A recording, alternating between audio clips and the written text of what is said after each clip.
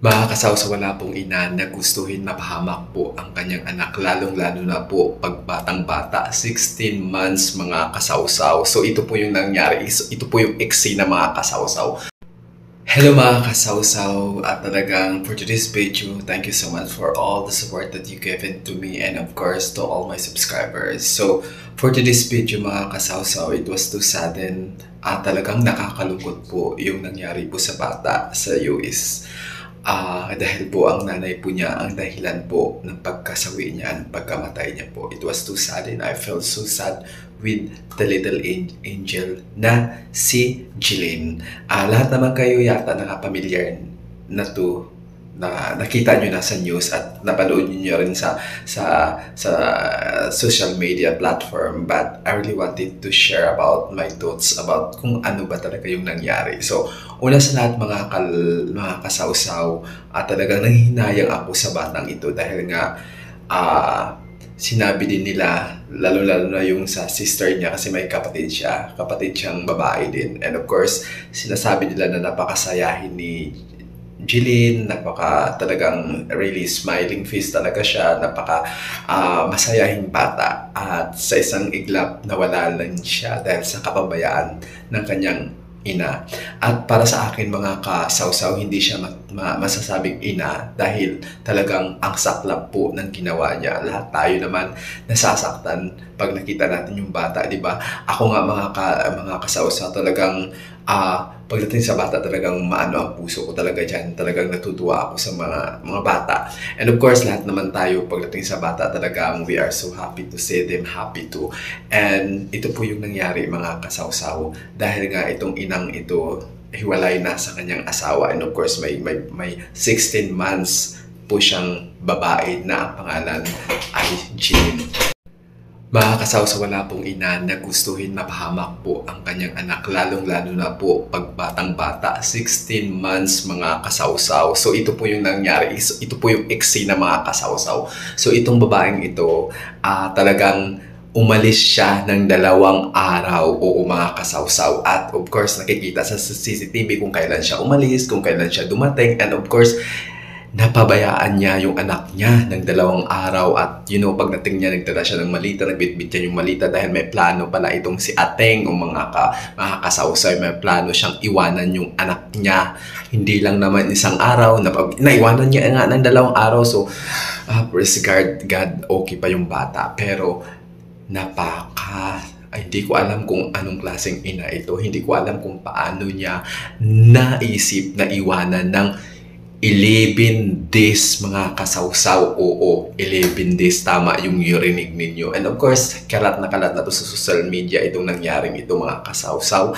And of course, talagang makisawsaw talaga tayo sa usaping ito dahil nga talagang nakakaawa po. Justice po kay Jilin, yung bata pong masayahin, talagang smiling face siya, talagang nakikita mo talaga sa itsura niya na masayahing bata siya. So ito na nga ang eksena mga kasawsaw. Kaya siya umalis mga kasawsaw, nakipag-date lang siya sa Puerto Rico. Oo, nagbakasyon ng ate mo within 11 days, di ba? Nakaya pa niya iwanan yung bata ng 11 days. And of course, mga kasawsaw, ito yung eksena talaga mga kasawsaw. Talagang pumunta siya ng Puerto Rico, nagbakasyon sa Puerto Rico para ma-meet niya yung boyfriend niya doon at talagang maglabing-labing siya doon, which is hindi niya naisip yung bata niya kung may kinakain pa ba, kung may gatas pa ba, kung napalitan ba yung diapers, di ba? Ang dami sa mundo na gustong magkaanak, ang daming nag-wish na talagang magkaanak na sila, ang daming nag-aampun ng mga bata, ang daming deserving na maging ina, pero itong babae ito talagang she's not deserving to be called as a mother. Talagang nakakadurog mga kasawsaw yung ginawa ng kanyang ina. Iniwan siya ng 11 days, and of course kitang-kita po sa video kung ano po yung ginawa nung bata nung day 1 night, day 2 night. Talagang bago siya naanuhan ng hininga, mga kasawsaw, yung nanay pa niya, yung tinatawag niya mami, talagang hindi niya alam na yun yung naina niya ang punot dulo kung bakit siya namatay, mga kasawsaw. Para sa aking opinion, mga kasawsaw, tayo lahat nagugutom, di ba? Tayo lahat talagang nakakaano ng gutom. Ako nga, mga kasawsaw, minsan nga nagugutuman din ako. Minsan parang nanginginig ko, hindi ko kayang maglakad, mga kasawsaw, kung gutom talaga ako. Talagang yung utak ko talagang nagbablank. Kailangan talaga natin ng pagkain. So ito, kaya ba ng isang 6-month na bata na mag-stay within 10 days? Anong akala niya doon sa bata? Robot? Anong akala niya sa bata? Talagang magic, maggagawa ng sariling gatas, gagalaw at magbibihis at maliligo ng sarili, di ba? Talagang nakakalungkot dahil ito nga ang nakita nung doktora na babae, yung nag-check yung sa balsam, or yung nag-check ng bata kung ano ba talaga yung dahilan kung bakit po namatay. So doon nakita talaga na talagang yung kidney niya failure dahil nga, di ba, walang mainom, mga kasawsaw. Tapos, di ba, talagang naligo siya ng dumi niya, talagang nakita mo talaga sa video kung paano siya nawala ng hininga. So it was too sudden. And of course, itong babaeng ito, nagbakasyon lang naman, kasama ang kanyang boyfriend sa Puerto Rico, at hindi niya maisip, mga kasawsaw, paano mabuhay yung bata, 16 month, iwanan mo sa kuna na walang pagkain, niwala, nga lahat. Kahit po siguro iwanan mo ng gatas, mapapanis yun. Kahit iwanan mo ng tinapay, ng kung anong bagay na pagkain, hindi pa marunong yung 16 month. Oh my OMG. Talagang naluka ako talaga sa babaeng ito. And of course, wala talaga siyang puso. Hindi siya masabing ina dahil talagang wala siyang kadala-dala sa ginawa niya. Naiwanan niya ng 2 days, di ba? Nakapag pa siya, bili pa siya ng malita, bili pa siya ng luggage niya para talagang excited siya. So ito ang ganap, mga kasawsaw. Tumawag pa siya sa 999 dahil nga in-interview siya ng mga pulis dahil nga daw yung rason niya na talagang 2 days ago na daw hindi daw kumakain yung bata, hindi na daw talagang nagda-diarrhea or something. Ganun yung lusot niya, mga kasawsaw. Pero talagang hindi na niniwala yung mga investigador, hindi niniwala yung mga pulis sa kung ano ba talagang nangyari ka Jillian. And of course, si Cristel talagang in-interview na siya, mga kasawsaw. Talagang kasi hindi maniwala yung mga police. Even you, hindi ka maniniwala kung bakit hindi niya nadala sa hospital on the spot na ganun nga ang nangyari sa bata sa 16 months. So mga isang taon at kalahati, di ba, mga kasawsaw yung bata. And of course, talagang kaduda-duda po yung kanyang mga sagot. And of course, nung napitpit na siya dahil nakita na pa yung CCTV kung saan siya pumunta, kung saan siya galing, kung anong oras siya umalis, kung anong oras siya nawala. So pagkaalaman na nagbakasyon pala siya kasama ang boyfriend niya sa Puerto Rico. And of course, si Cristel talagang kalmado lang siya. Pero nung sa paggawa niyang istorya, akala niya malulusutan niya ang mga pulis. Yun nga, nakita yung CCTV kung kailan at ilang days iniwan niya yung si Jillian, yung little angel na namatay dahil nga sa kapabayaan ng inang ito. Ito lang masasabi ko, mga kasawsaw. Kung naghiwalay kayo ng asawa mo, kung hiwalay ka at may anak kayo, huwag nyo namang idamay. Hindi ko naman nila lahat. Huwag, kasi nakakaawa po yung bata. Kasi yun po yung talagang sintro ng naaapektuhan sa kung anong mayroon kang relasyon. Kung gusto mong lumandi pagkatapos nyo naghiwalay, huwag mong idadamay, huwag mong sabihin na yung tatay mo bla bla bla and so on, dahil wala pong kasalanan po yung bata. Dahil pagkaalam ko talaga, mga kasawsaw, iyon po talaga yung niya, punot dulo kung bakit galit. Siguro galit siya sa ama at binuhos niya doon sa anak. Pero para sa akin, yung anak mo na yun ang tutulong sa'yo pagtanda mo, di ba?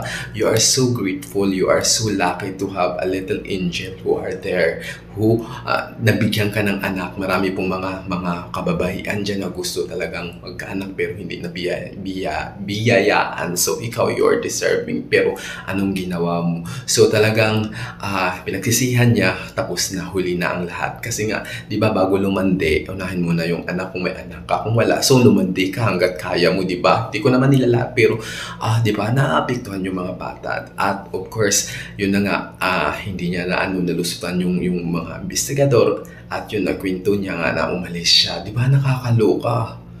naloka na slight ako mga kasawsaw dahil paano mo iwanan yung bata na 16 years old at 11 days mo iniwan sa kuna. Ano? Nga, ano lang, ano yun, robot na parang i-stop mo, ano yun, manika para i-stop mo, tapos tanggalin mo yung battery, tapos gusto mo pa-automatic na naman yung manika, o lagyan mo na naman ng battery para gumalaw. So, nakakaloka, talagang naloka ako sa ina. And of course, yung ina ng paliwanag ng ina, may depression daw siya, blah blah, and so hindi niya alam yung ginagawa niya. Oh my God. Do you think it's just a big explanation? Yun ba yung explanation mo para iwanan mo yung bata within 11 days at rumampa ka kasama mo yung boyfriend mo sa Puerto Rico, nagpakasaya ka kasama mo yung ano mo, bago mong boyfriend, 'di ba? Hindi mo ba inisip, dapat iniwan mo na lang. Marami kasi nagko-comment mga kasawsaw na dapat iniwan na lang niya sa charity, ano, kung baga, iniwan na lang niya sa mall or iniwan niya somewhere na kayang mabuhay yung bata, hindi yung iniwan mo lang sa kwarto, iniwan mo sa kuna. 11 days, can you imagine how the baby alive within 11 days? Kahit nga isang araw, 2 araw, swerte na, 3 araw, ngangha, die na talaga mga kasawsaw, diba? Bata yun, hindi yun hayop. Kahit nga hayop, pag iwan mo, mamamatay talaga within this long period of this. 11 days kang rumampa, 11 days kang nagpakawala doon sa Puerto Rico, 11 days kang tumahol-tahol doon at nagpakasaya sa buhay mo. Hindi mo man lang naisip yung anak mo, teka lang, matahuan ako at lumipad ako pabalik ng Amerika para yung anak ko pala, 11 days ko nang. Tapos kalmado ka lang, pagdating ng pulis, inimbestigahan ka, kalmado ka lang. Dahil nga, inanong pinaliwanag mo sa mga pulis na talagang 2 days ago na yun na nga, hindi na kumakain yung anak mo, hindi mo lang hinatid sa hospital kung ganun. Di ba, napaka ano ng ano niya, mga tanong, kalmado lang siya. At the end of the day, yun nga nakita nga sa CCTV na yun nga ang ginawa niya within 11 days. Guys, naloka ako. 11 days yung bata. So tingin mo sa anong bata? Anong tingin mo sa bata? Malaking tao na at kayang gumalaw-galaw dyan. Siguro ba, 7 years old pwede mo nang iwanan, pero yung 16 months, guys, paano siya gumalaw? 16 months, iniwan mo ng 11 days sa kuna. For what? Kuna walang pagkain. Kahit naman siguro may pagkain, hindi pa marunong kumain dyan. Guys, kailangan pa. So mga kasawsaw, lesson for today, kahit na maghiwalay kayo, or hindi ko naman generalize mga kasawsaw, kahit magkahiwalay kayo ng asawa mo o ng husband mo or wife mo, kung saan na mapunta yung bata, mapunta man sa lalaki or sa babae, dapat wag nang idamay pa yung anak dahil wala pong kasalanan yung bata. Hindi po dapat dinadamay yung bata sa mga problema ninyo dahil sarili nyo yung problema. Ginusto nyong maghiwalay, ginusto nyong maging ganyan, so dapat panindigan ninyo at huwag nyong isalang-alang yung bata dahil nga hindi mo naghiwalay. Yung anak, yung tatay mo, ganun talaga, yung tatay mo, yung nanay mo, ganun talaga, ganun, blah blah blah blah blah, and so on. Ang dami mong sinasabi, ang nasasaktan po yung bata. Dapat minamahal yung bata, dapat inaalagaan, inaaruguan dahil sa dami pong mga ina or maging gustong maging ina, gustong maging ama na talagang nag-wish sila na magkaroon ng anak pero hindi sila nabiyayaan ng anak. At yung iba easy lang ganun sa isang iglap nawala yung bata, di ba? Yun yung lesson for today na kahit broken-hearted, broken family kayo, katulad ko broken, dapat maging strong kayo sa bawat desisyon na pinanindigan ninyo, sa bawat desisyon na hiwalayan or sa bawat desisyon kung saan naman punta yung bata, kung saan naman o sa ama. Dapat magiging magulang kayo sa alang-alang lang sa bata. Yung ganong mga sitwasyon mga kasawsaw, dahil talaga in real talk talaga mga kasawsaw, yun talaga ang kumbaga nawawalan ng kumbaga hindi nababantayan yung anak dahil lang sa ganung mga sitwasyon ang talagang sintro ng natatamaan o naapektuhan talaga yung mga bata kung may anak kayong naghiwalay, di ba? So Jilin, talagang rest in peace sa'yo. Napakabata mo pa. Talagang napakamusmus mo, nakakaawa ka na wala ka dito sa mundo dahil sa kapabayaan ng nanay mo. And of course, yung ina naman niya talagang inaano niya rason na depression daw siya, hindi niya alam yung ginagawa niya. Eh di wow, nakapunta ka nga sa Puerto Rico, nakalipad ka nga, nakalandi-landi ka nga kasama yung boyfriend mo, tapos hindi mo alam kung anong pinaggagawa mo, nakakaloka ka, te. Kaya yun, lesson for today, talagang unahin mo na yung bata, di ba? Kung nagkahiwalay kayo, huwag mong isipin mo na talagang nag-let go na kayong dalawa, talagang ayaw nyo na yung bawat isa, so huwag nyong idamay yung bata. So yun lang yung parang napaka-lesson for today's video. So yun lang mga kasawsaw, dapat maging aware tayo, dapat maging alisto tayo. Dapat, hindi rin marinig ng mga kapitbahay kung ano yung nangyari sa bata. Iyak ng ilang araw, di ba? 3 araw bago siya nabawian ng buhay. Hindi maririnig mga kasawsaw dahil nasa loob ng kwarto. Kung marinig man yan, siguro naisip nila nandyan yung nanay, baka di ba? Hindi mo rin maano yung mga kapitbahay dahil sa ibang bansa, lalo sa Amerika, talagang, di ba, hiwalay-hiwalay sila, mga kasawsaw, busy mga tao doon, walang maritis doon, mga kasawsaw, hindi katulad sa atin, sa Pinas na talagang, di ba, isang sigaw mo lang, mga maritis nandyan na sa pintuan ninyo. So, iba sa Amerika. Kasi nga, talagang, I've been in Australia din, mga kasawsaw, nakita ko rin kung paano yung buhay doon, talagang, magkapit-bahay kayo, pero walang maritis doon, mga kasawsaw, talagang, walang pakialaman sa buhay, mga kasawsaw, talagang, kanya-kanya tayo, ganoon. So, talagang busy ang mga tao doon, kahit matanda na, kahit senior na may mga trabaho, busy ang mga tao doon sa maghanap ng pera. So, sa atin kasi, di ba, ang daming marites sa labas, ang daming konting galaw mo lang nakikita nila. So, ibahin nyo yung sa ibang bansa. So, which is, yun din yung nangyari kay Jillian, na talagang it was too sudden na walang man lang nakarinig ng iyak niya sa kapitbahay, which is ang mga kapitbahay din doon, mga kasawsaw, malalayo, madistansya din yung mga bahay, which is malalaki din yung mga bahay. So talagang nakakalungkot. Yun lang, nakakalungkot talaga. Sa ina, dapat maparusahan ka, dapat makulong ka talaga, mabaong ka dyan sa prisuhan dahil, di ba, nakakalungkot yung ginawa mo, di ba, may depression ka pero nakapagbakasyon ka, big question mark, mga kasawsaw. Napaka ng tanong, di ba? Na nakapaglandi ka, nakapunta ka ng ibang bansa, nakapunta ka pa ng Puerto Rico at nakalandi ka ng 11 days. So sana hindi ka na lang bumalik, di ba? Ganun din naman, bumalik ka, wala na rin yung little angel mo, little daughter mo. Kasi nga, di ba, sino mabubuhay nun, mga kasawsaw? Oh my God. Di ba? So yun lang. Maraming salamat sa panonood.